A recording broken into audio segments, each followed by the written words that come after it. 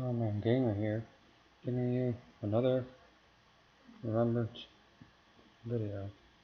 Oh, the 11 Days of Remembrance.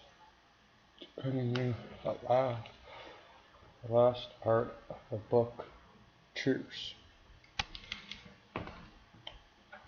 Epilogue.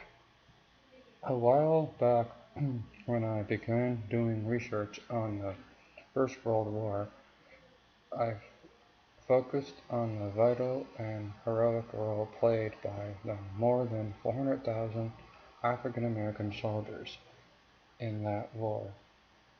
I was deep into this line of study when I realized something. Since I had begun my reading, a member of a very good book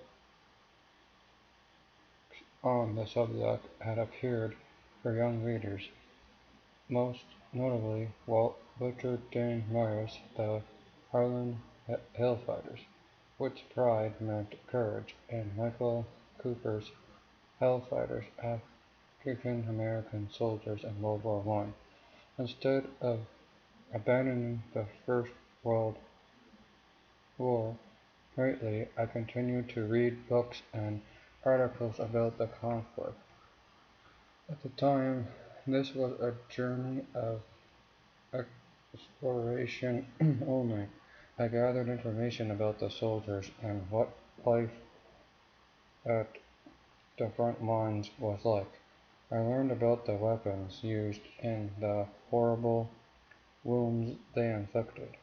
Then all the destructions and death I came across, an amazing moment in the war, a time when tens of thousands of troops on both sides simply refused to fight. I first found references to what came before called the Christmas Truce and Merlin Gerbert's remarkable book, The First World War, A Complete History. Here was an astonishing event that highlighted all the best qualifications of the human spirit and additionally provided me with new focus for my research. But maybe even as sinking was Gerbert's discussion of the events that led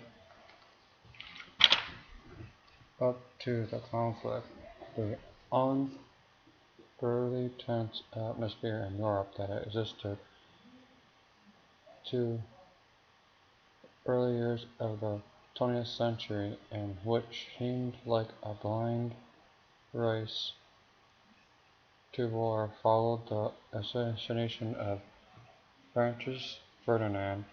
It struck me that in a real way these emotions and events prevailed events in our own time. Following the tragic attacks of September 11, 2001, the media was flooded with information from our government about weapons of mass destruction, how certain countries hated the United States and were happy to see us attacked, and how terrorists were already among us and might strike at any moment. Frequently message demoralized certain Islamic countries, suggesting unfairly that all Muslims were in some way linked to the attacks. This information was fiercely obvious. We needed to do something to them before they did something to us. Elements of the discussions were true. There really were some people who wanted to us attack, but other aspects of this pre-war rhetoric, in particular the idea that the enemy was building weapons of mass destruction, proved to be false. Some people here at home, and even some other governments, tried to slow the march to war by urging a careful look at the actual evidence. This advice was pushed aside. The sad results of leading anger over the September 11th attacks, fear of the unknown, and a widespread suspicion of Muslims.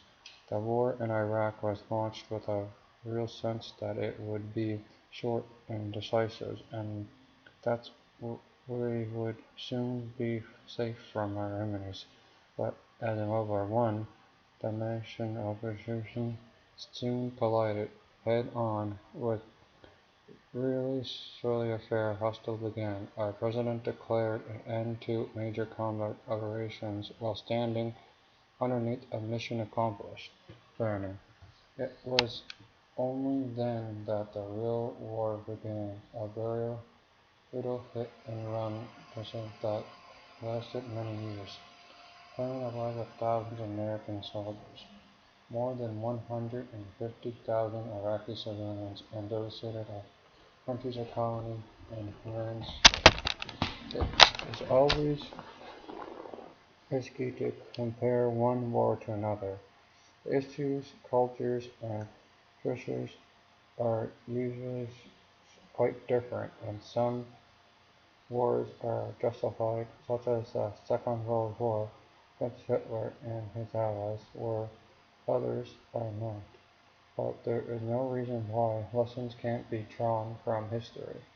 World War I might very well have happened anyway, but it is fair to ask how the world would have been different if the sides involved had been more willing to sit down and negotiate their differences. At the very least, the Christmas truce of World War I demonstrated that the combatants were more alike than not.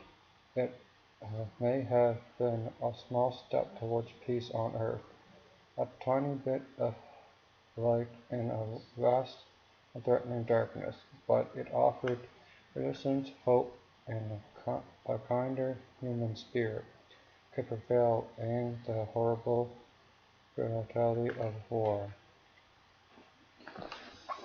This is Common Gamer. If you see a veteran in the streets, walk up to them, say thank you. If they're in the streets and they're hungry, give them food and give them a job and thank them for their service. This is Common Gamer signing off. Please comment, rate, and subscribe. And hit the like button. More remembrance videos will be up. I'll be reading poems for the next few days. World War I poems. Stay tuned for more of my remembrance videos.